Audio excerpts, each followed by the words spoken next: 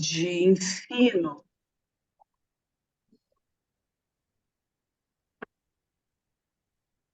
Então, quando falamos de arte na linguagem da dança e na especificidade do balé clássico, no ensino dessa linguagem, nas aproximações ou abordagens de seus repertórios mais tradicionais, nós temos um campo vasto de pesquisa e de informações a serem trocadas numa sala de aula, numa conversa ou numa literatura.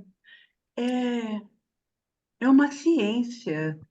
Eu reconheço o campo da ciência, o balé, a dança, como um campo da ciência, pela quantidade de informações e eixos que podem ser abordados, desde as questões anatômicas, as questões da história como um ambiente político e social, do percurso da dança dentro da história, né, desenvolvimento todo da dança, no caso, o balé, no âmbito da antropologia, da sociologia, da psicologia, da pedagogia, porque o ensino não é só a transmissão de alguns conteúdos, né? O ensinar uma pessoa a dançar é encontrar caminhos de como acessar e aproximar essas informações para esse corpo específico. Cada um de nós é um corpo. Cada um de nós é um ser pensante, alguém que aprende de uma maneira diferente. Você, Aline, aprende de uma forma ou de várias formas. Eu aprendo de outras formas tantas. A Letícia aqui, a Úrsula, a Mayumi presentes, elas devem ter outros recursos nesse processo de aprendizagem e outros tempos também, né? Mas eu pensei nessa nossa conversa para introduzir um pouco o assunto, aproximar o assunto das pessoas, sejam elas estudantes da sala do curso de balé ou de outras áreas, tratando um pouco de conteúdos. Então, neste lugar, Aline, eu queria te agradecer. Primeiro, essa oportunidade, esse convite, né? Esse espaço num sábado à tarde. Segundo, agradecer à instituição, a Unileia, que me recebe, que me dá essa oportunidade também de desenvolver conteúdos para duas disciplinas, né? Uma super experiência, e a estes estudantes que estão se interessando, que são da área, né? Que são professores, que são artistas da dança, mas que entendem a importância da continuidade do estudo e da pesquisa, né? Eu acho que nós, professores, docentes nessa área, que ainda é um pouco restrita de informações, precisamos buscar muito. Temos literatura em inglês, em francês, em russo, mas ainda falta para os nossos artistas profissionais da dança, sejam eles ainda na cena, né, na atuação cênica ou na docência, o estímulo de produzirem mais conteúdos, né? Trazerem essas suas experiências para este campo, para que os outros que estejam buscando também essas informações possam se alimentar dessas experiências, mesmo que não sejam acadêmicos, mesmo que não sejam profissionais ligados a uma instituição acadêmica, né? Mas que com as suas experiências possam contribuir, com certeza, ricamente para esse nosso aprendizado, essa formação continuada. Então, assim, a minha ideia, Aline, hoje, um pouco pautada no Anthony Zabala, que é um teórico da educação, que fala de conteúdos e traz quatro eixos para esses conteúdos, e, é claro, ele não está tratando do assunto de arte nem de dança, mas é uma fonte de inspiração e de pesquisa. Ele fala de conteúdos factuais, conteúdos conceituais, procedimentais e atitudinais. Eu vou tentar fazer uma aproximação, e aí você me ajuda aqui, porque a gente às vezes vai falando e converte a linha de pensamento para um outro ângulo. Vamos.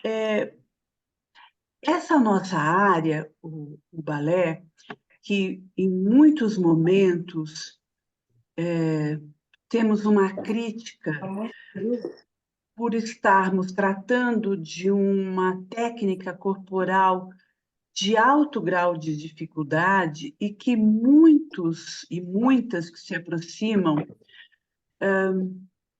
percebem a dificuldade do aprendizado, a dificuldade deste corpo de se aproximar dessa técnica que está sistematizada, e quando em algum momento o docente deixa escapar uma maneira mais humanizada de tratar o assunto, esta pessoa, este estudante se afasta e não dá continuidade.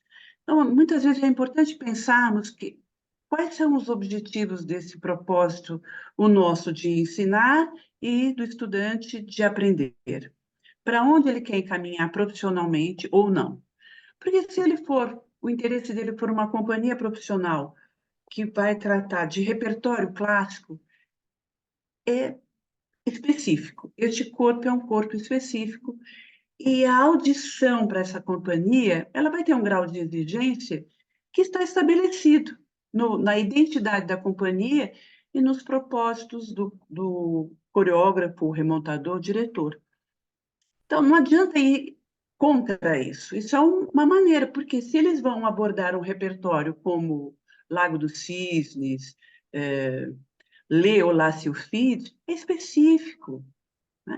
Uma Bela Adormecida, a maioria das bailarinas está com sapatilha de ponta, executando com sapatos de ponta. Então, elas precisam ter essa habilidade. Se a estudante não conquista essa habilidade, isso não significa que ela não possa dançar. Talvez ela não consiga dançar dentro desses moldes desse repertório, né? Mas ela pode continuar seus estudos e, com este conhecimento, essa habilidade, estes conteúdos específicos, direcionar a sua vida profissional para outras companhias com outras identidades e mesmo ser uma excelente docente. Os físicos que apresentam alguma dificuldade são aqueles onde os estudantes se aprimoram mais nos caminhos para entender como lidar com os conteúdos. Quem tem muita facilidade, às vezes, não percebe toda a essência, porque o corpo flui com muita facilidade. Bom, isso aqui é um pensamento meu para introduzirmos essa nossa conversa, que eu acredito que esta técnica corporal é para todas as pessoas. Porém, a gente tem que perceber, ter essa capacidade, tanto quem estuda quanto quem ensina, de como encaminhar esse aprendizado. E quando eu falo dessas questões de repertório e a especificidade desses repertórios, as questões de conta, eu estou me aproximando a conteúdos factuais. Quando esses repertórios foram criados, eles vinham embasados na figura da bailarina, do bailarino, com uma verticalização própria da origem, digamos assim. Não sei se eu posso dizer exatamente essa palavra origem, mas deste balé que foi desenvolvido na corte, sistematizado na corte do rei Luís XIV. Isso é século XVII. Rei Luís XIV, como vários teóricos colocam, eu mesmo trago nas duas disciplinas, um amante da dança que decidiu que parte da etiqueta dos seus súditos estava amparada pelo estudo da dança, e esta dança desenvolvida, essa dança social, a belly dance, ela tinha essa verticalidade como um princípio inclusive de um poder político e social. Quanto mais eu verticalizasse minha coluna, mais me projetasse no espaço verticalmente, mais eu seria percebida no ambiente ali da corte, nos eventos da corte. Então, e este princípio foi adotado para o balé quando o balé foi sistematizado, codificado. Então, a gente não pode fugir deste lugar. O balé clássico é uma técnica corporal que se coloca em oposição à gravidade. É um princípio fundamental. E este princípio, que vem de um fato histórico, e que é um conceito, ele embasa o estudo. Se a gente vai experimentar, começar a estudar uma pirueta, né, um conteúdo de códigos, eu preciso me verticalizar, porque essa pirueta vai sair com mais refinamento, mais próxima de uma qualidade ideal.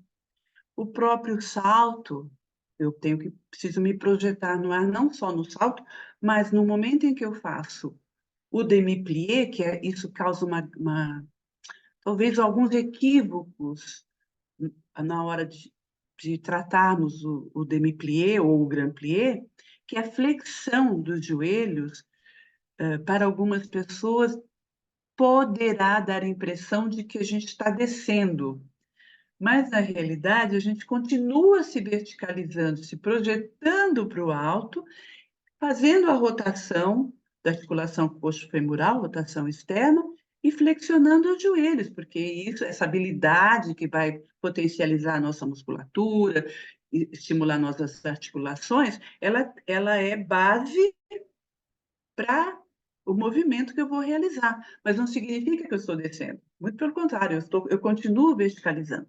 Isso é difícil, esse entendimento é difícil, mas por isso que eu trago um fato histórico desenvolvido. Este é um balé que tem essa imagem de se projetar. Manteve este princípio. Quando a gente trata o balé quanto para outras criações, eis alguns profissionais tratem o assunto da verticalidade de outra maneira, mas se nós estamos da essência do balé clássico, esse fundamento é muito importante.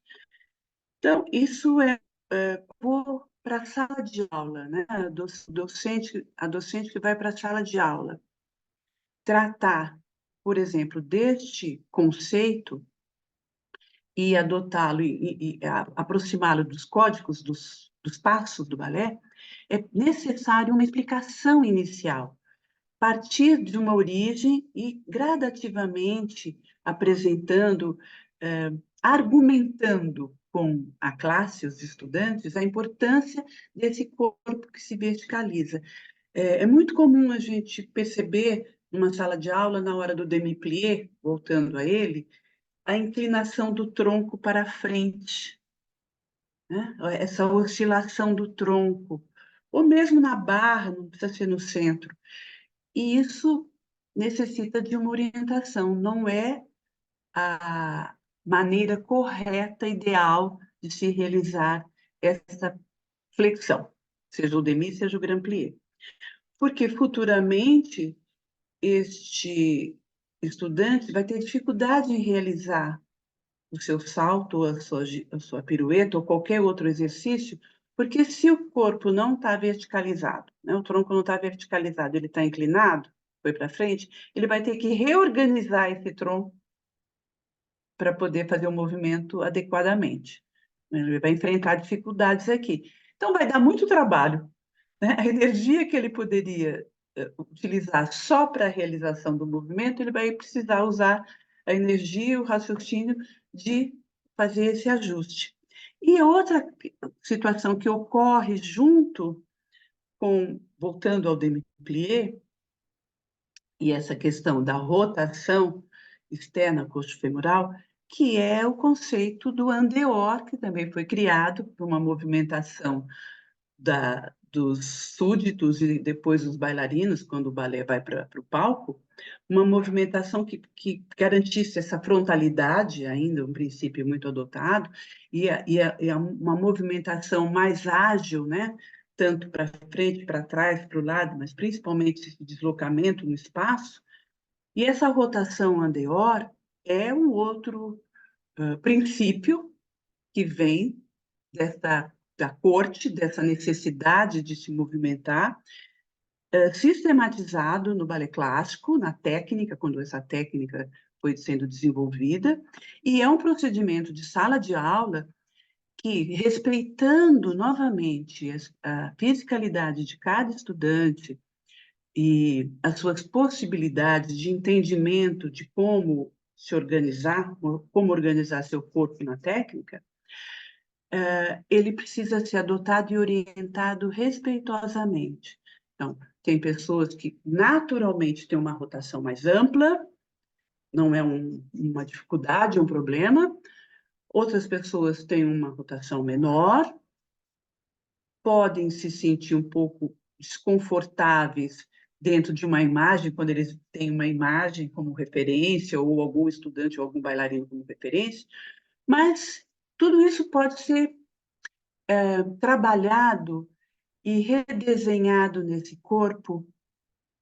Depois eu vou somar a este conceito do Andeor outros elementos. Mas voltando ainda ao plié, se eu faço a flexão, né, dos joelhos e essa rotação ela não é estimulada, mesmo que seja pequena, mesmo que seja sutil, e o meu corpo inclina para frente, a articulação do quadril ela fecha.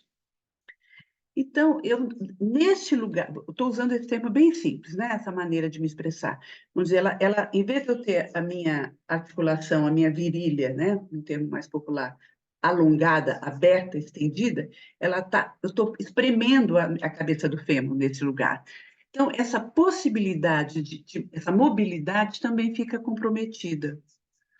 Por isso que é importante a gente saber, eu preciso me verticalizar, manter esses conceitos que são fatos, conceitos que fazem parte, né?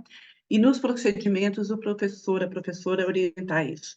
Verticalizo, mantenho a minha rotação anterior dentro do que o meu corpo consegue realizar, claro, respeitando toda a minha anatomia, porque para realizar os movimentos eu preciso disso organizado dessa maneira.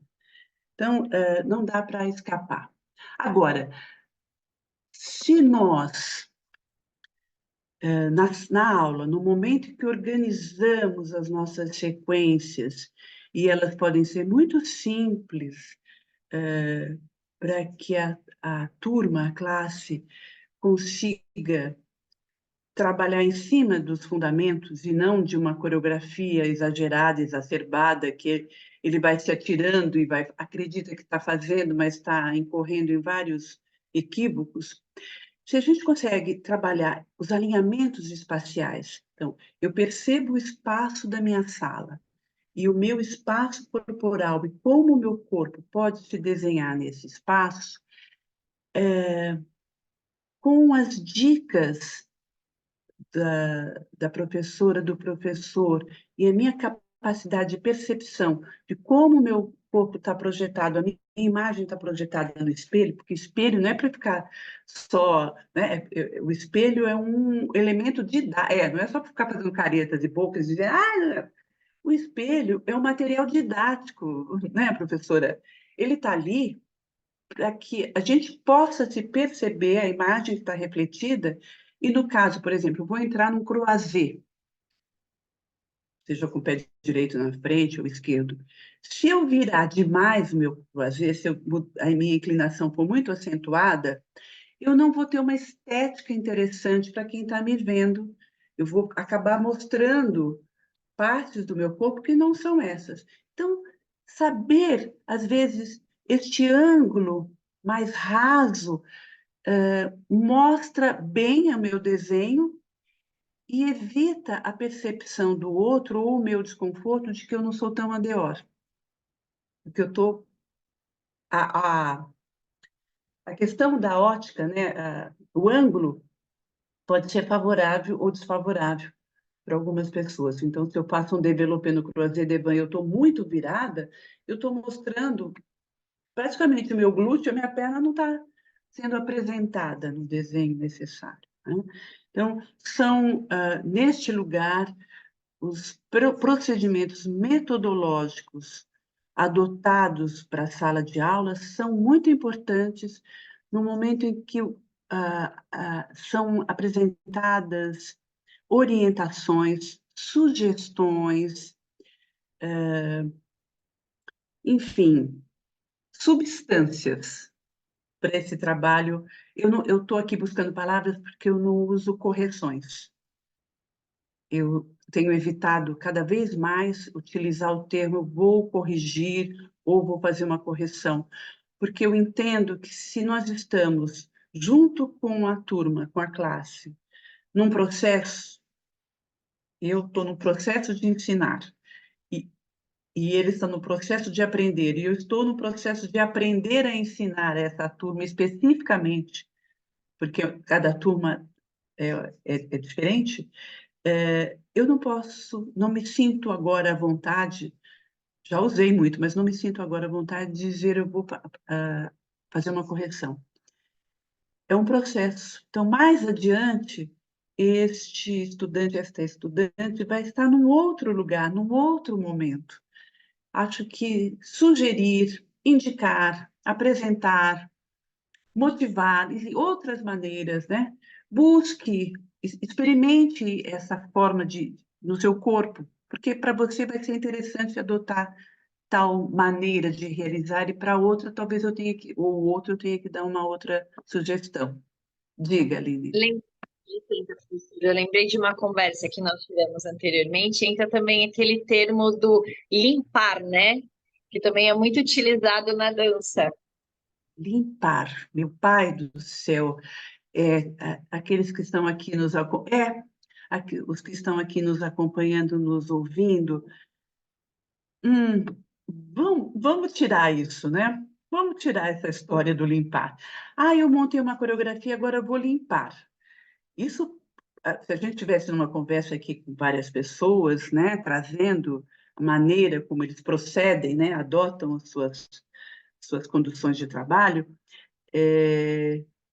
eu, com muita delicadeza, diria: em que momento você não ofereceu o instrumental ideal ou não apresentou a movimentação de uma forma bastante objetiva e amparada, porque agora você vai precisar limpar, né? O que é esse limpar que você... Porque alguém sujou. Sujou o quê? A gente suja uma blusa, a gente suja um prato, né? A gente suja uma toalha, mas o corpo pode se sujar quando você tá na chuva, pisa numa poça de barro, mas é muito estranho. Então, foi bom você trazer isso, Aline, este termo, porque voltando a essa ideia dos conteúdos do Anthony Zabala, eu já estou associando fatos, conceitos e procedimentos, os atitudinais entram neste lugar, desta fala,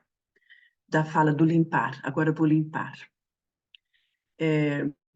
A fala do este aluno, esta aluna não serve para o balé, né? Não, isso que você está fazendo está tudo errado. Esse não que a gente coloca antes, que já causa um distanciamento e um impacto em quem está recebendo o não, a negativa.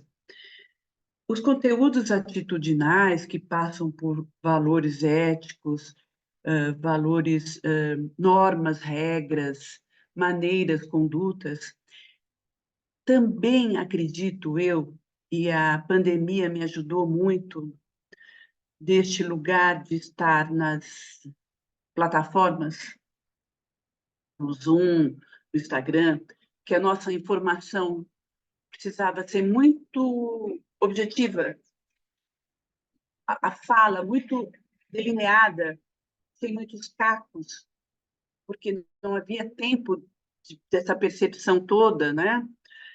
E trago e venho trazendo nas minhas conversas e nas palestras que eu dou, a questão da comunicação não violenta e a oralidade mais refinada. Porque dizer que eu vou limpar a coreografia não tem uma violência física, não é isso que eu estou me referindo, mas é violento, é grosseiro da nossa parte. Nós estamos lidando com arte, nós estamos lidando com emoções, com corpos. Muitos estudantes, os participantes da turma, em formação, nós estamos lidando com indivíduos em formação, não só para esta arte, mas para a vida, para a cidadania. Tá junto, tá ligado. Nós não estamos fazendo uma coisa separada da outra.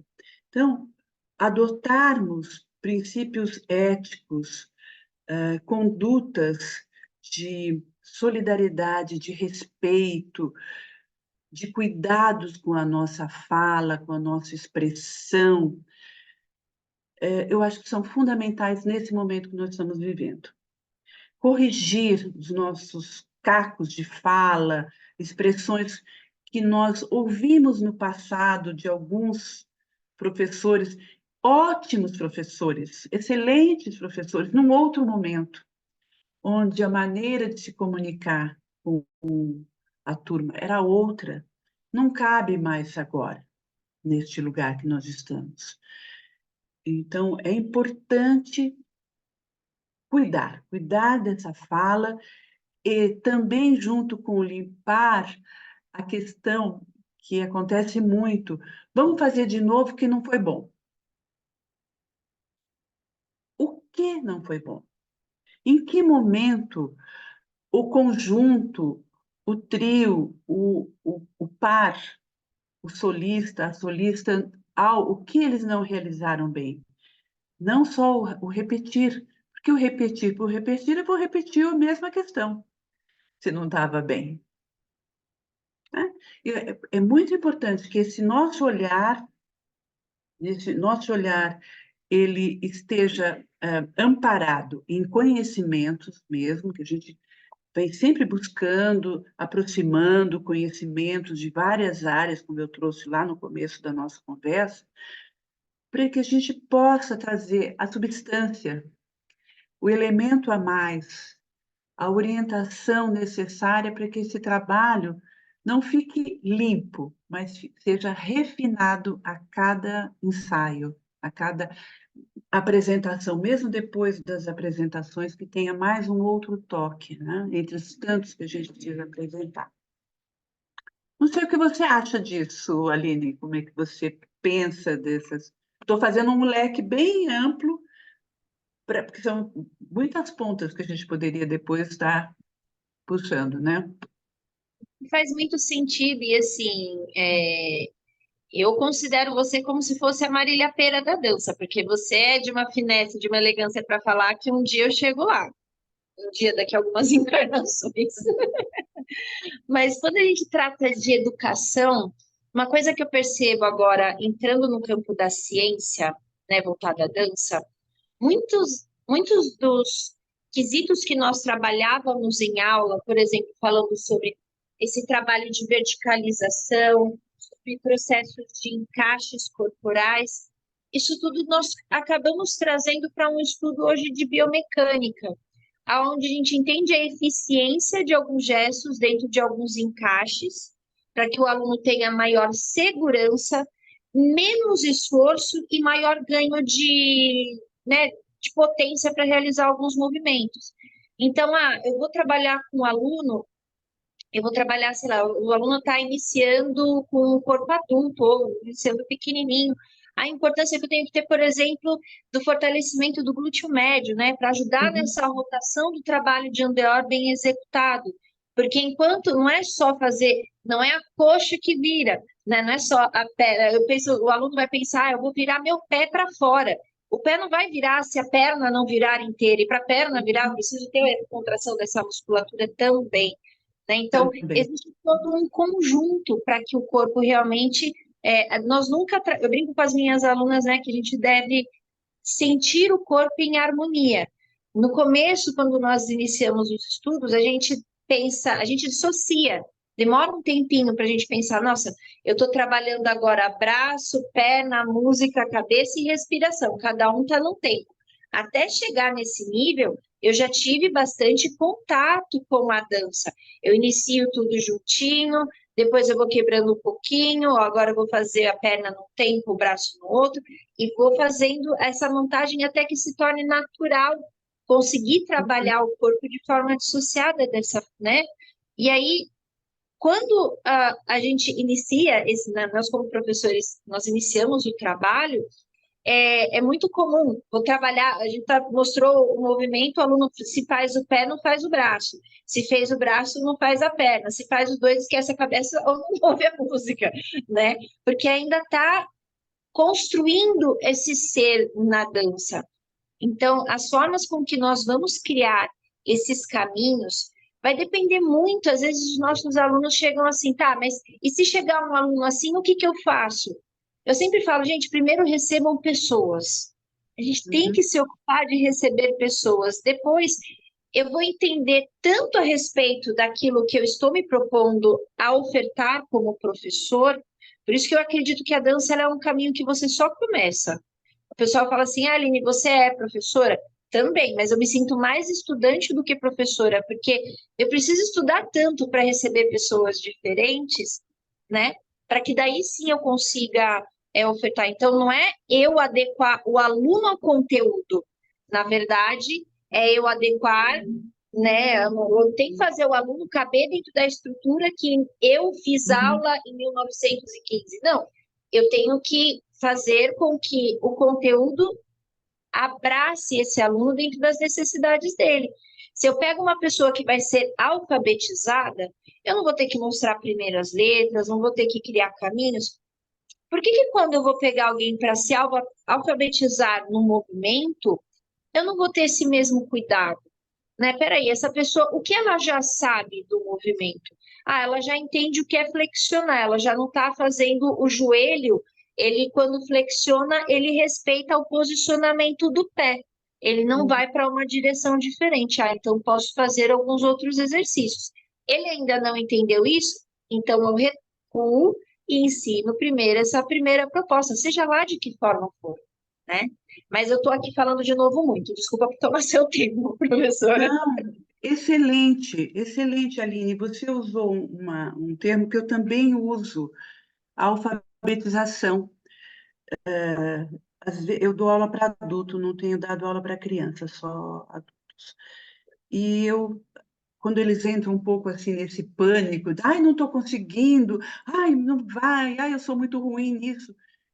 Eu digo, calma, você faça uma volta ao passado e lembre-se como você foi alfabetizado e o tempo que você levou para aprender a pegar o lápis, para pôr o lápis em cima da linha do caderno. Quantas bolinhas e risquinhos, ou outras brincadeiras lúdicas, ou outras coisas de mobilidade das suas mãos, dos seus dedos, da pega, né? Quantas coisas você pegou, a bola, coisas maiores, coisas menores, para você ter essa habilidade motora fina, começar a entender o movimento, né, a construção dessas letras mais arredondadas, mais em linhas retas, depois fazer a junção de uma sílaba, construção de uma palavra, até formar uma frase, um texto, é o mesmo processo.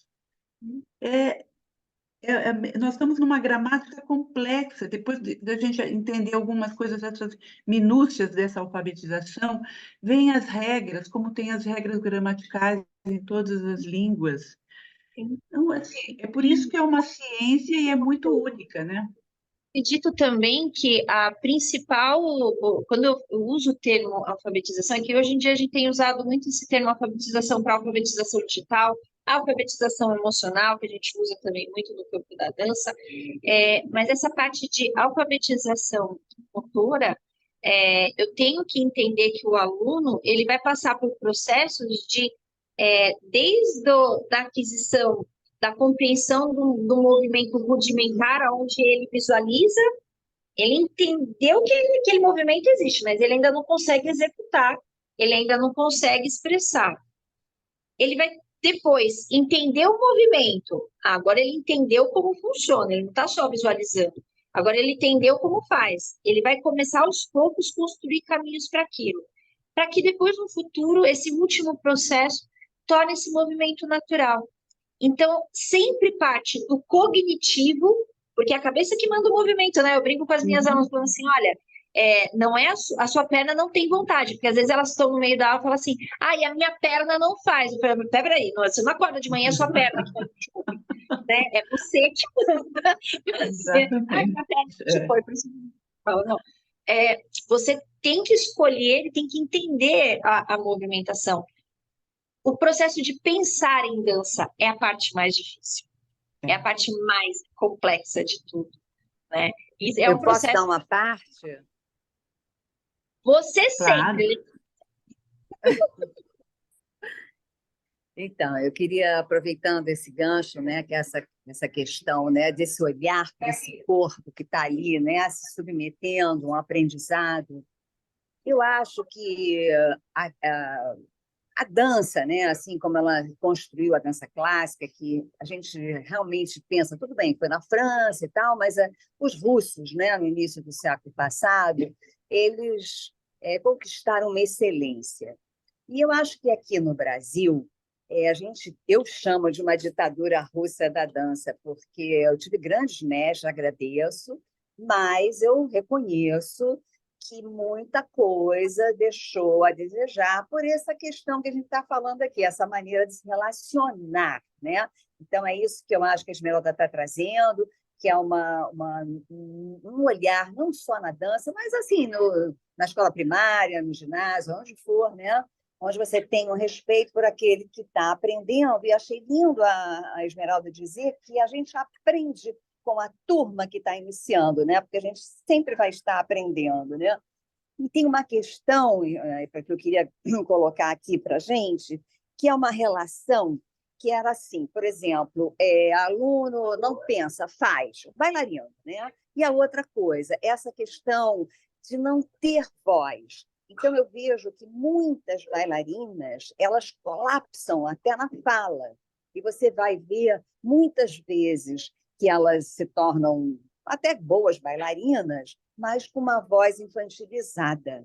Então, eu acho que esse lugar também muito rígido dentro da sala, onde o aluno de dança não tem voz, é uma coisa que a gente tem que também colocar. O que vocês acham?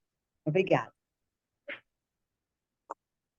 Olha, Letícia, a sua colocação, agradeço muito. Você trouxe um aspecto muito fundamental nessa relação do ensinar e aprender, da sala de aula e das figuras de autoridade que faziam parte de uma pedagogia mais tradicional ou de um momento social muito específico, e agora a gente está buscando transformar.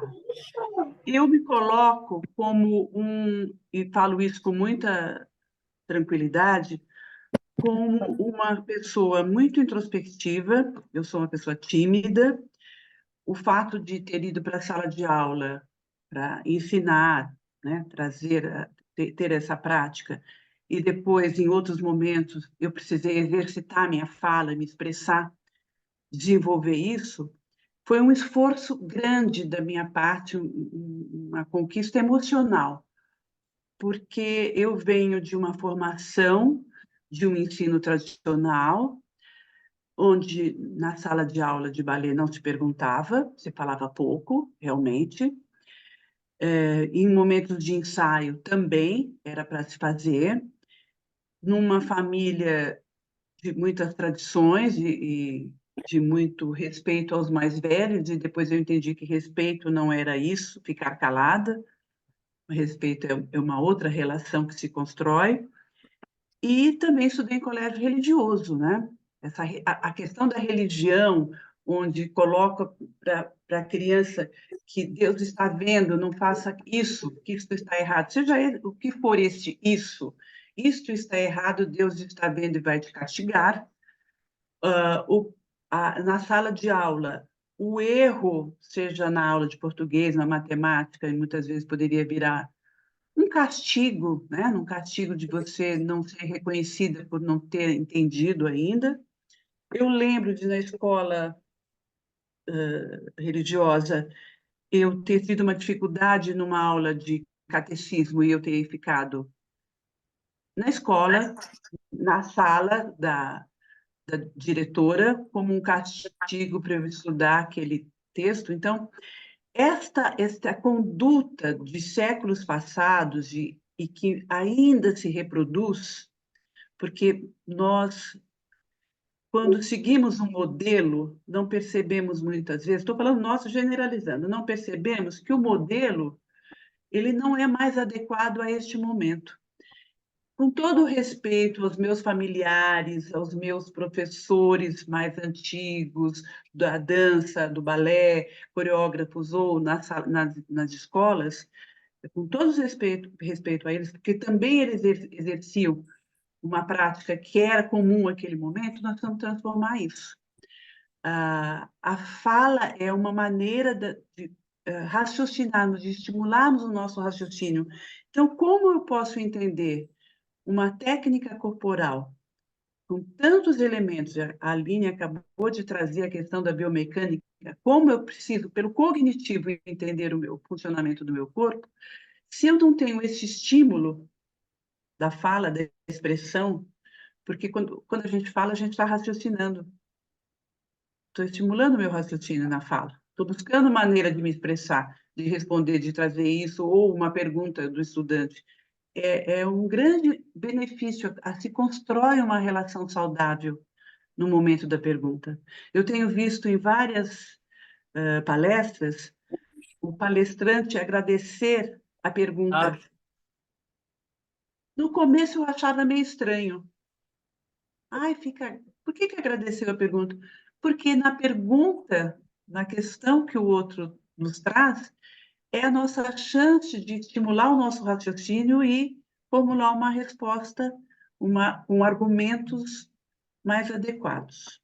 Acho que bailarino precisa pensar e precisa falar como um adulto, alguém, um ser maduro, uma maturidade, não é um ser adulto nem uma maturidade, é alguém que se comunica com o mundo, alguém que constrói uma relação com o mundo.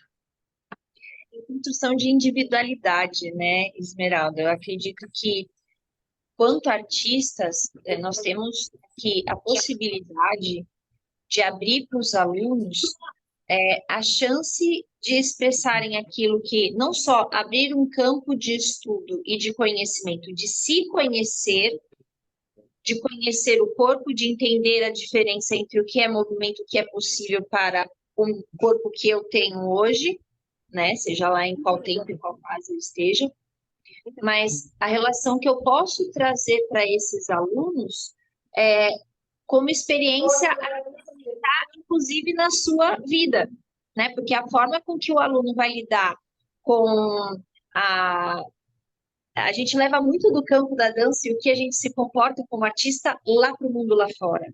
Então, se eu já tenho esse campo aqui travado para mim, se já me é calada a minha voz dentro da sala de aula, onde é um espaço de expressão também, eu vou ter tendência a ter esse tipo de voz calada também lá fora. E se eu também, por outro lado, acreditar que como artista eu tenho que ser anarquista, porque agora eu preciso ir combater, e não, tudo que aconteceu até hoje está errado, eu vou fazer tudo de outro jeito, sem esse respeito àqueles estudiosos que vieram antes, percebendo quais são as adaptações necessárias ao contexto que eu tenho, eu vou perder um campo riquíssimo, porque a gente não inventa roda. Nós vamos simplesmente utilizar dos recursos que nós conhecemos e que já nos foram propostos para a necessidade que a gente tem. E sempre da forma, acredito que a dificuldade seja trazer isso de uma forma que o aluno entenda que isso é gentil, precisa ser um processo gentil. Não é um processo, às vezes no campo da educação, na dança, eu falo por mim, não sei se vocês já perceberam isso, mas eu como comecei muito nova, e até por características da minha personalidade, a minha pressa ao ensinar, pensando no resultado, que o aluno precisa aprender a fazer X, eu deixava de observar muitas coisas. Então, nesse deixar de observar, eu vou deixar de observar a minha fala, eu vou deixar de observar a construção de um determinado movimento, porque eu quero tal resultado. E aí eu vou conseguir tudo, menos nem sequer o resultado que eu procurei, porque eu promovi uma coisa diferente, né? Então, hoje eu pergunto para as minhas alunas, o, o que é a sua dança? Para o que você quer a sua dança? A partir do momento que a pessoa que vem dançar comigo consegue responder, eu consigo direcionar para ela qual que é o melhor ensino para aquilo que ela procura. É verdade. Você falou uma coisa muito interessante quando você traz a sua experiência como professora, muito jovem, né? E você queria resultados. Eu entendo perfeitamente, porque eu também passei, muitas vezes passo por esse lugar, eu quero resultados, o estudante quer resultados, a família do estudante quer resultados, a direção da escola, se Eu nós quero. somos vinculados a uma direção, quer resultados, todo mundo quer resultados, né? Mas a preciosidade do tempo, o tempo, o tempo, esse esse bem que a vida me deu, o tempo que ela me permite ainda estar aqui atuando, né? Com 70 anos de idade, vou fazer 71 este ano. Que oportunidade eu tenho de aprender neste momento? Esse tempo é importante. Então, eu vejo que assim, acelerar, apressar o processo, mais adiante vai me levar naquele lugar que a gente estava conversando do limpar, porque alguma coisa eu perdi nessa minha mão de ensinar, né? De cuidar, de permitir que essa turma, essa classe, fosse construindo esse conhecimento gradativamente, e cada um a seu tempo e com as suas qualidades, porque quando a gente percebe o ser humano nas suas qualidades, você tem um estudante que é muito musical, você tem um outro que tem uma capacidade de memorizar muito rapidamente, o outro tem uma facilidade X, e quando a turma trabalha também colaborando entre eles, né, com essa ética de grupo, aquele que é mais musical colabora com o outro que talvez precise ter mais uma dificuldade de coordenar, mas ele percebe o movimento do outro e ele vai junto. Eu falo muito quando eu começo a sequência de plié, que para alguns é uma sequência chata, né, porque ela tem uma série de exigências. Eu falo, este é o momento da gente preparar o corpo de baile. Eu acho o corpo de baile o grande lance do balé, sabe, Aline? E para vocês também, assim, quando eu vejo algumas entradas do corpo de baile, como o Reino das Sombras, que eu falo lá no repertório, a entrada do segundo ato do Lago do Cisne, do conjunto, outros conjuntos, este valor de conseguirmos dançar em uníssono, em parcerias, quando a gente se abre, se dispõe a estar com o outro, né? O corpo de baile é isso. Eu me disponho. Ele não é menor, ele é maior, porque o valor desse grupo, né? Que encanta as plateias, é essa possibilidade de a gente compartilhar as informações e estar junto. Então, eu acho que trabalhar o tempo, essa percepção, vai nos dar a chance de chegar com mais tranquilidade neste mundo que está tão ansioso, e o pós-pandemia deixou tantas pessoas numa ansiedade, num grau, num desejo de fazer muito, muito, muito, muito, produzir muito, né? Porque acho que produziu pouco durante a pandemia. Não, nós produzimos muito durante a pandemia, até porque nós continuamos vivendo. E a gente veio nesse mundo para viver, né? O que a gente puder agregar a mais é fantástico. Eu queria fazer uma colocação ainda como professora nesse lugar, que a gente fala de todos esses conteúdos, né, factuais, conceituais, procedimentais, atitudinais, aproximar um pouquinho das questões do repertório, ainda neste lugar que você trouxe, da pressa de resultados. É claro que um repertório esses todos maravilhosos que existem, muitos estão sendo resgatados agora. Hoje se fala muito na Filha do Faraó e outros, né? Tantos que não estavam mais esquecidos. Eu acho muito interessante apresentarmos, estudarmos os repertórios juntos com as nossas turmas, mas aqui há um cuidado muito importante, porque nem sempre a estudante, o estudante, a turma está preparado tecnicamente, emocionalmente, enfim, para se aproximar de um repertório. Pode ser dado a eles o conhecimento, a informação, a apresentar o vídeo, mostrar vários, ver a qualidade de cada companhia, as diferenças. Claro, isso é uma informação importante, mas que a gente tenha moderação, que acredito que seja uma grande virtude, junto com a polidez, duas virtudes que não são muito trabalhadas, a polidez e a moderação, para nos aproximarmos dessas grandes obras que são dançadas por grandes profissionais. Eu falo grandes profissionais no sentido da competência, né? Ter cuidado nessa aproximação. Uma coisa também que considero bom a gente falar a respeito, hoje uma das grandes realidades dentro do campo da dança, nossos alunos eles não têm uma rotina de uma formação técnica, de uma escola onde você vai de segunda a sexta e você passa de 4 a 5 horas estudando. Boa parte dos alunos que nos encontram virá 2 vezes por semana, se tiver uma hora de aula, está excelente, né? Às vezes nem isso. E conseguir programar uma formação possível dentro desse quadro, quando a gente fala de formação, não é apenas de, olha, eu vou prometer para você um certificado XY, não. No final das contas, eu acho que nada do que a gente faz equivale ao título. O título vai ser resultado daquilo que você trabalhou. Primeiro você depois te chama, entendeu? Primeiro você precisa saber como trabalhar a respeito.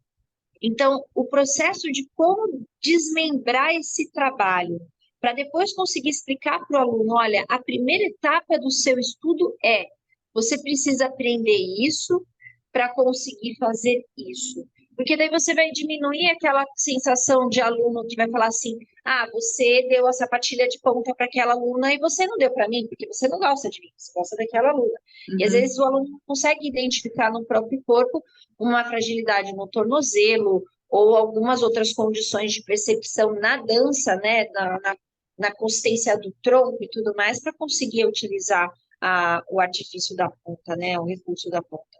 Então, algumas coisas, eu como professora, eu preciso ir mostrando para o aluno que é um processo pedagógico. Olha, você vai começar do simples e quanto mais você fizer, mais eu vou te entregar. Mas você primeiro precisa fazer essa etapa. Passou dessa etapa, nós vamos para a próxima. Quanto tempo vai demorar para essa etapa passar? Vai depender de você. Se você tiver tempo, ok, vamos tentar aproveitar. Se você não tiver tempo, seja gentil com o tempo que você tem. Para que essa dança ela não se torne uma frustração, porque você quer apenas o resultado.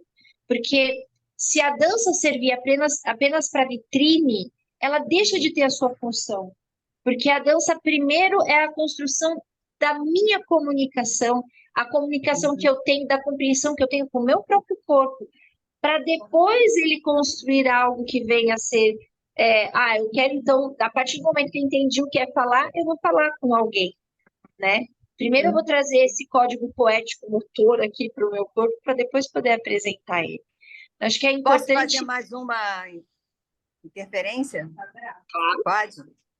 Então, em cima disso, tudo que a gente está falando, que é um respeito, é uma ética, mas eu acho que existe também uma coisa que falta, porque a gente tem os grandes balés de repertórios que foram criados na Europa, em outro contexto, com outra civilização, com outros corpos. E ali, principalmente, né, a Esmeralda na Rússia, onde tiveram a oportunidade de ter o Tchaikovsky com o coreógrafo e com a bailarina, né? Então, montado ali para aquele grupo e tal. Então, tem uma identificação também não só da criança, do bailarino, mas do público, com aquele corpo, com aquela sonoridade, com aquela música. Então, eu sinto que aqui a gente ainda está atrás, sabe, Esmeralda? Eu me lembro quando eu tinha 12 para 13 anos, o maestro Francisco Mignoni foi me assistir na minha escola, era o Imperial Balé de Petrópolis. Aí, o que ele fez? Ele montou, ele compôs uma obra que é a Branca de Neve. O maestro Francisco Mignoni, ele tem essa sonoridade brasileira, né? Então, é uma obra diferenciada. Imagina, nunca se conseguiu levar, porque nunca se teve dinheiro para isso, nunca se teve interesse. A Josefina Mignoni, ela está com 100 e vai fazer 102 agora. Ela e a dona Tânia Tatiana Lescova têm a mesma idade. O maestro já faleceu, a gente já ofereceu várias vezes para o Teatro Municipal, nunca teve interesse, né? Então, eu acho que também tem um descaso assim, né, de quem está no poder, de poder fazer coisas também. Não estou dizendo que não é para se fazer o Lago do Cisne, nem a Bela Adormecida, mas você criar uma identidade, que foi o que o Nureyev levou para dentro da Ópera de Paris, que você vai ver o Kenneth Macmillan dentro do Royal Ballet. Então, você vai vendo que, apesar de ser um balé feito a música e coreografia da Rússia, na Inglaterra tem uma adaptação, na Ópera de Paris tem outra. Aqui no Brasil, a gente faz é importar quando tem, né? A gente não consegue, e principalmente não criar novos balés dentro dessa linguagem que é maravilhosa, com uma identidade brasileira. Queria ouvir um pouquinho também o que vocês têm a dizer sobre isso. Muito obrigada. Obrigada, Letícia. Olha, até anotei aqui, em relação a isso que você está trazendo. Vou tentar ser sucinta, porque a gente está com pouco tempo.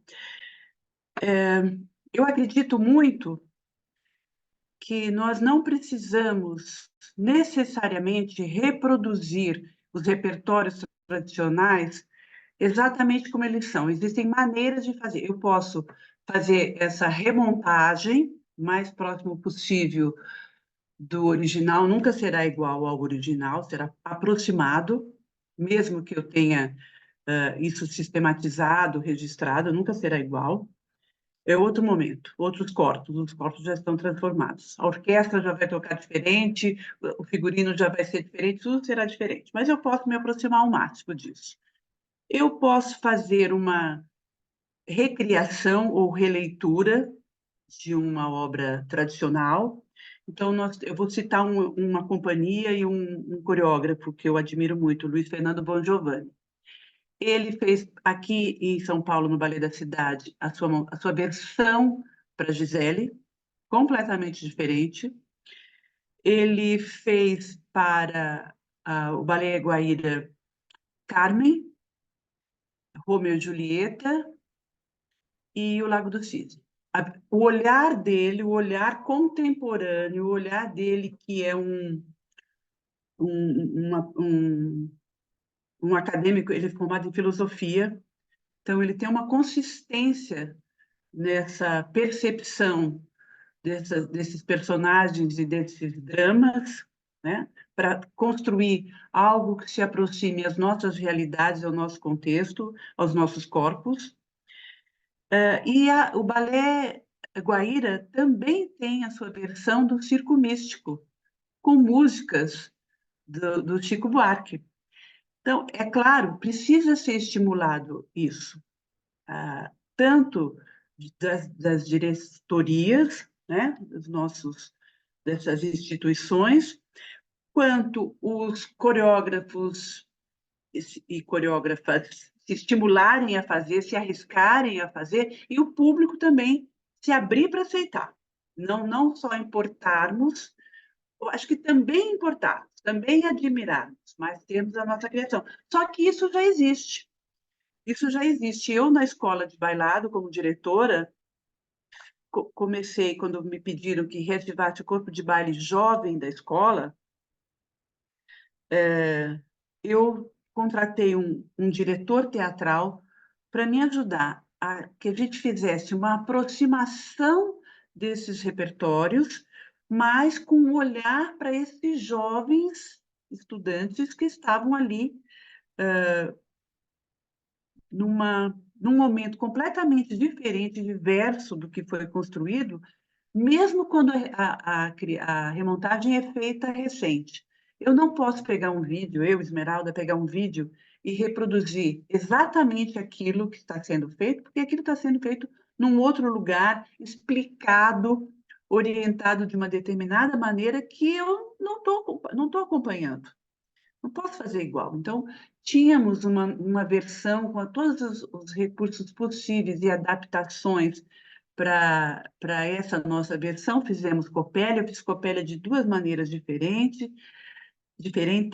fizemos Quebra-Nozes, e depois, próximo à minha saída, em 2008, nós fizemos uma versão do Quebra-Nozes muito contemporânea, no sentido contemporânea no olhar, né, do que seria o olhar da Clara para a festa de Natal. Era o Natal da Clara. Então, eu aproximei todas as linguagens de dança que a escola tinha, o moderno, o clássico, enfim, aproximamos tudo para trazer isso. Chamamos uma cantora de ópera, um bailarino que falava um texto, enfim. Agregamos ali muitos valores e potências para essa versão. Acho que a gente tem que se arriscar. É claro que nós vamos, em alguns momentos, receber críticas. Por que não fez assim? Eu mesma. As pessoas chegavam para mim, por que você fez assim a sua Copélia? Às vezes eu me permito a não responder, a esboçar apenas um sorriso gentil, né? Entendendo o ponto de vista da pessoa, mas não trago um outro argumento, porque eu acho que a gente tem que fazer o que a gente acha que tem que fazer, e arrisca. Não é, Letícia? O que eu vou falar? Se a pessoa tem uma concepção e naquele momento que você está ali, você tem 2 minutos de atenção, você não vai ficar conversando. Quando a gente senta e você tem horas presenciais, aí você pode trazer o seu argumento. Eu tive diretores que me pediam, traga a Ana Botafogo para fazer a Isvanilda em Copélia. Gente, a Ana Botafogo vai lá para conversar com a gente, para explicar a trajetória dela, para contar outras coisas, mas não para dançar com uma companhia amadora que eu gostava. Eu queria que alguém fizesse a Isvanilda dentro da concepção que ela acreditava que era possível fazer sua Isvanilda. Uma Isvanilda de 14 anos de idade ali, com as suas possibilidades, né? Uma jovenzinha. Uma observação, Esmeralda, se você me permite, também me lembrou Claro. uma coisa. Eu acredito que hoje no campo da dança, hoje o país tem tentado abrir possibilidades para o campo da arte, do investimento em arte. Então, nós temos inúmeros editais que já vieram e agora nós temos outros a vir aí pela frente. Mas também é necessário que a gente se capacite não apenas nessa parte formativa do aluno. Porque quando eu falo que, olha, eu quero ver uma mudança diante de um cenário da dança no meu país, eu também estou falando de política. E quando eu falo de política, por exemplo, eu quero aproveitar os editais e poder construir um corpo de baile. Isso daqui qualquer uma daqui poderia fazer. Só que estar preparado para escrever um edital, depois conseguir corresponder a todo o atendimento, porque é uma responsabilidade trabalhar com dinheiro público, não é só peguei dinheiro, nossa, eu recebi 200 mil, vamos ficar ricos. Não, isso daí é um dinheiro que se você não sabe como organizar, você pode ter inclusive prejuízo, porque você pode prometer coisas para profissionais que você não vai conseguir cumprir a longo prazo, se não tiver detalhado dentro de um processo.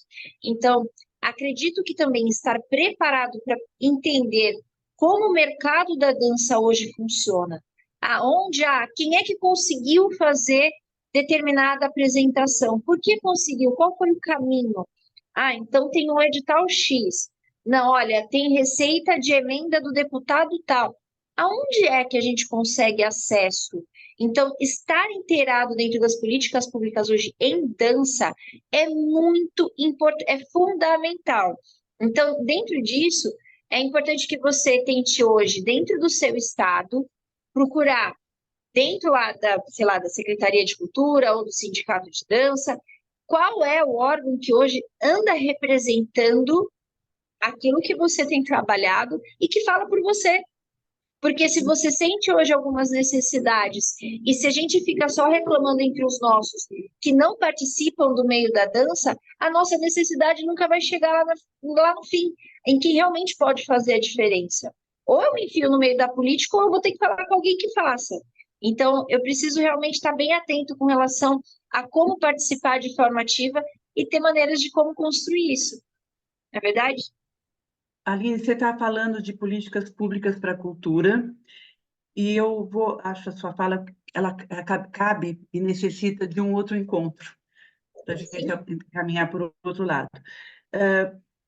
Muito do que acontece no mundo, no panorama da dança, é responsabilidade do profissional da dança que não assume seus compromissos profissionalmente falando.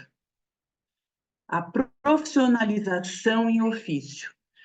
Ser um profissional da dança não é só dizer eu sou ótimo, eu sou maravilhosa, eu dancei tal coisa, eu fiz tal coisa. Ser um profissional da dança é abrir esse leque de conhecimentos e aproximar e ver o quanto ele pode fazer pela dança e não a dança fazer por ele. Quanto ele pode atuar mais, né? E não dizer, ai, as pessoas não me reconhecem, eu sou tão esforçada, tão dedicada, eu não ganho bem, não recebo bem. Você está falando de editais, e para entender um edital, a gente precisa ler, se acostumar a ler um edital,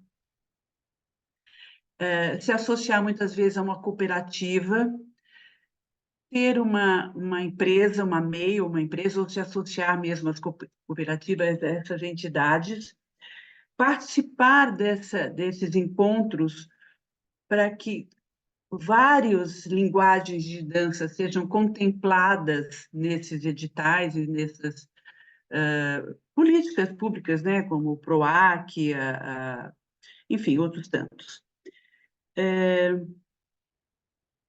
Sair do lugar cômodo, um lugar cômodo que a gente às vezes se coloca, e abrir para outros campos também, para além da cena pronta e da sala de aula. Então, essa profissionalização em ofício, que talvez nos fortaleça, entender. Hoje em dia estão falando, tem até um termo muito simpático, o SUS da cultura.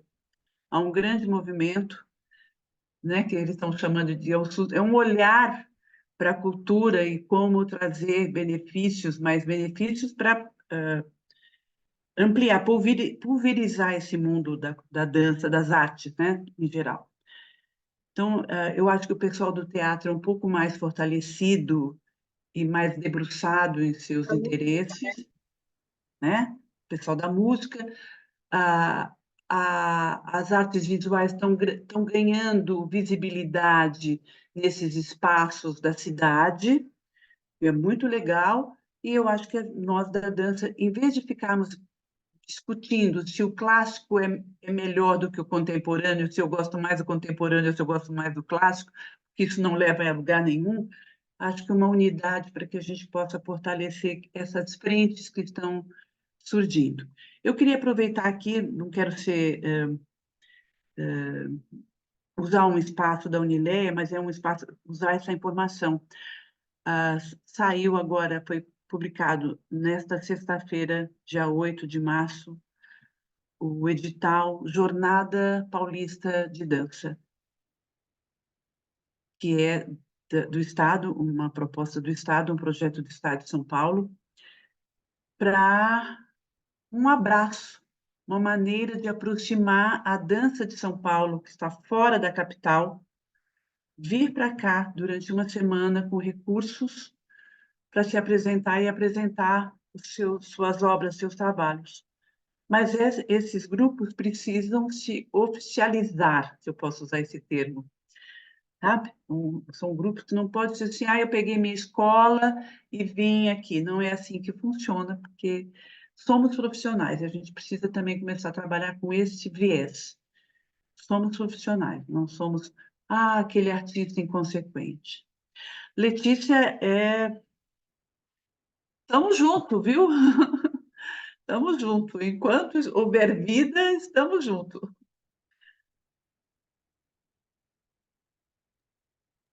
E dentro disso que você falou, que é verdade, mas assim, o que eu vejo, pelo menos em relação à diferença entre a companhia, estou falando de balé clássico, não estou falando de balé de hip hop, de grupinhos que eu falo em quantidade, mas uma companhia de balé clássico, você vai ter no mínimo 32 bailarinas, mais os bailarinos, mais a entourage em cena.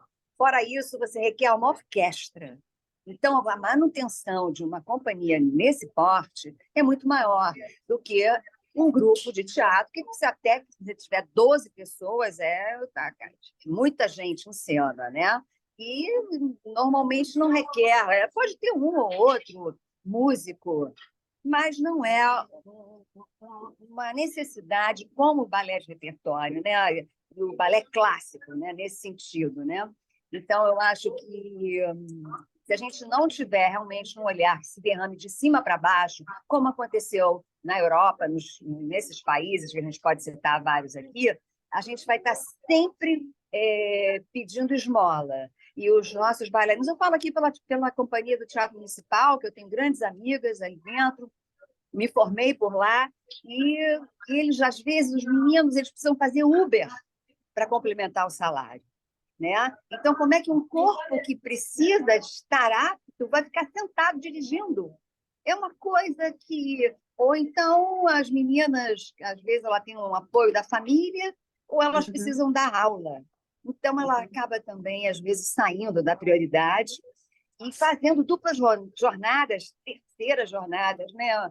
Então, é nesse sentido assim que, poxa, eu estou fazendo um desabafo, não estou nem pedindo que vocês me ajudem a construir, mas assim, a desabafar, a gente está junto, como você falou, né? E acho que são coisas importantes, porque às vezes eu que tenho uma escola, que é uma escola livre, como a Aline colocou, que normalmente são 2 vezes por semana, quando consegue 1 hora. Por quê? E por que as escolas estão assim cada vez mais vazias? Porque você não tem um futuro. Então, as famílias elas não investem. Por quê? Porque sabe que não tem ali o futuro na cabeça delas é dinheiro. Então, isso elas não vão ter. Então, você vê, às vezes, em ONG. ONG, sim, você tem as menininhas que, de alguma forma, aí você joga para festival, você joga para fora do país. A maioria dos nossos jovens estão fora. Obrigada. É verdade, é verdade. Acho que é muita coisa a refletir sobre isso que você está trazendo, esse mercado, essa vida profissional, esse estímulo desses jovens para uma carreira profissional, o que é manter uma companhia, um corpo artístico da dança, um corpo artístico da música e do canto. Eu que fui ligada ao Teatro Municipal, trabalhei no Teatro Municipal como bailarina aqui em São Paulo e como diretora da escola e aproximada, a gente sabe das dificuldades de repente, como uma população aqui em São Paulo está mais vocacionada a assistir ópera, está mais habituada a assistir uma montagem de ópera do que num investimento para uma dança, e a nossa companhia foi para um lugar do contemporâneo, e às vezes esse contemporâneo pode ser muito bom, mas às vezes pode ser meio esquisito no viés do meu olhar aqui, no meu olhar, que são montagens que não vão entrar no repertório da companhia, que ficam de passagem. Porque eu acho que, independente de se é clássico, contemporâneo, moderno, o que for, se a criação é potente, é bela, ela estimula, ela exige desse profissional uma qualidade, uma dedicação, ela vai ficar no repertório e vai ser representada quantas vezes for possível. Não precisa ser exatamente um balé de repertório clássico, né? Ela precisa ser uma obra consistente. Então, acho que isso é um lugar, uma obra consistente para estar presente sempre. O olhar das autoridades, de quem tem o recurso, o olhar do público para isso, porque se não tem público, se cada vez tem menos público, cada vez vai ter menos dança, né? E o nosso olhar também de nos colocarmos com seriedade nesse lugar. Quando falam, eu vou dar uma aulinha de balé, me dá uma coisa, qualquer dia desse eu vou infartar. Quando fala, eu vou fazer uma aulinha de balé, eu falo, não fale isso perto de mim, que eu já me estou cheia de brotoejas, entendeu? Não me chama de pro, não me Ô, chama ô, de pro. Esmeralda, e quando fala assim, balezinho, Balezinho, balezinho, balezinho, quero morrer. Balezinho de milhões. Tem agora uma história, balezinho, eu falei, pelo amor, não me inclua nessa história, eu estou fora disso. Então, são muitas frentes, né, para a gente cuidar. Mas acho que é isso. Acho que outros lugares também, outras áreas também lutam para se estabelecer e a gente precisa confiar. Precisa coragem para ter esperança, como diz Mia Couto, coragem para ter esperança. Então, a gente precisa estar nesse lugar também de batalhar. Aline, acho que foi, né? Fiquei encantada, assim. No primeiro encontro, acho que valeu muito a pena. A gente tem aí a oportunidade de ter outros momentos de fala junto com os nossos alunos. Acho que deu para. É que, assim, o campo da dança tem tanta coisa para falar que se a gente fosse ficar aqui uma vida, ainda ia ficar faltando. Não daria para falar, a gente comparei aí o tempo de todo mundo, como a turma agora está precisando começar a sair. Mas eu agradeço muito a presença de cada um de vocês. Acho que a ideia da gente agora reorganizando, né? Aqui nós temos alunos de momentos diferentes e de cursos diferentes, não apenas do balé. Eu trouxe algumas pessoas que também trabalham com balé e estão hoje em cursos diferentes, para que a gente pudesse somar, né? Acredito que quando a gente traz esses olhares, por exemplo, a Dani, que acabou de sair, não sei se já saiu, acho que já saiu, ela trabalha com dança na escola. Então, quando a gente trabalha com balé dentro de uma escola, né, de formação normal, a gente tem um espaço e uma forma de trabalhar, porque a escola já vem com um processo X e Y, a gente trabalha muito voltado às festividades e tudo mais. Quando eu estou dentro de uma academia com múltiplas atividades, o processo já é diferente. Quando eu estou apenas em um espaço de dança, é outra proposta. Então, tentar adequar o objetivo do aluno, tentar entender o meu espaço, a minha fala, quanto professor, o que que eu quero realmente, como eu posso contribuir para esse aluno, para que tanto aquele que de repente tenha desenvolvido traumas possa entender o corpo e a fala. Olha, uma fala infeliz não constrói o seu corpo de hoje, né? Não é porque alguém errou no passado, porque nós erramos o tempo todo, a gente não pode ser algoz de alguém para sempre, né? Tem até uma frase assim que diz assim, né? Perdoar perdoa como nós tenhamos ofendido, né? Então, se a gente levasse ao pé da letra, se a gente fosse cobrar ou ser perdoado apenas da forma que a gente, né, perdoa também, ele estava lascado, porque a gente não perdoa, né? Passou para a gente, tô magoado. Então, acredito que construir essa forma em agregar as falas, em trabalhar por grupos e entender que a nossa fala tem peso. Eu, como profissional, se eu estou cansado de ver uma menina que fez 2 meses de aula e acha que é professora, eu só vou conseguir construir um caminho seguro para falar que, olha, o caminho da dança precisa de uma formação diferenciada, se eu me colocar a respeito, se eu me colocar a presença de falar assim, olha, gente, se vocês quiserem aprender, vocês precisam disso, disso, disso. Eu não preciso bater de frente com quem está fazendo algo que eu não concordo. A gente precisa ter o espaço, tá? Esse daí é o espaço dele, eu vou criar o meu, eu vou criar aquilo que eu acredito, e quem quiser me acompanhar só vai aumentar a voz, né? Acho que é bem esse caminho hoje que eu percebo a dança. A gente precisa se unir mais, entender mais esses lugares onde a gente se aproxima, para que assim como o teatro, assim como a música, a gente tenha um corpo mais, uma voz mais forte, porque todo mundo está trabalhando no mesmo objetivo, e não simplesmente para se enaltecer, né? Porque a dança veio antes de mim, eu sou um cisco e ela vai continuar muito depois, né? Não sou nada no mundo da dança, então eu não posso garantir o mundo apenas ao meu redor. E eu acredito que ter a sua fala tão gentil, professora Esmeralda, no trato do como fazer perceber o momento de aula, como receber o aluno e como ser gentil de falar assim, olha, o quanto eu posso aprender com o aluno, como receber, olha, o quanto eu devo rever a minha fala. E olha só a experiência, as coisas que você já vivenciou dentro do campo da dança, que boa parte das pessoas no país que trabalham com dança não vão ter experiência. Não vão ter uma experiência internacional dançando no palco fora, ou de comandar grandes grupos. Vai estar, de repente, um núcleo escolar. E como desenvolver da melhor forma dentro daquele núcleo, né? Entender como eu posso atender abraçando aquilo que eu consigo. Isso aí. Muito Mas é bem. isso. Aí, Obrigada, viu, Aline?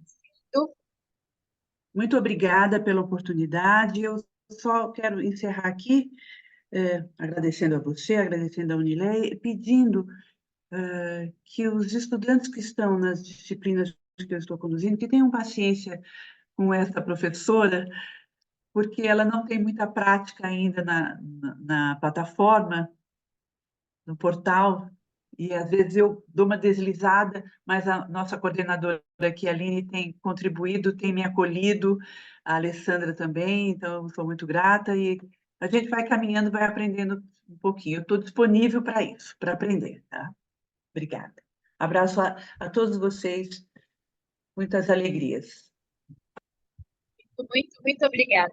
Obrigada pela oportunidade. E obrigada a cada uma de vocês aí que veio participar e prestigiar o nosso encontro de hoje. Eu vou deixar gravado. Logo mais eu compartilho o link que vai ser fechadinho aqui para o nosso grupo, mas como é um link não listado, né? Se vocês quiserem assistir em algum outro momento, vocês fiquem tranquilos que vai ter acesso. Tá bem? Que venham mais, hein? Adorei. Muito obrigada, hein? Muito bem. Quase não gosto de falar com você mesmo, Letícia. A gente dá um jeito. Tchau, tchau. Tchau, gente. Tchau. Até a próxima. Até. Tchau, tchau. Obrigada.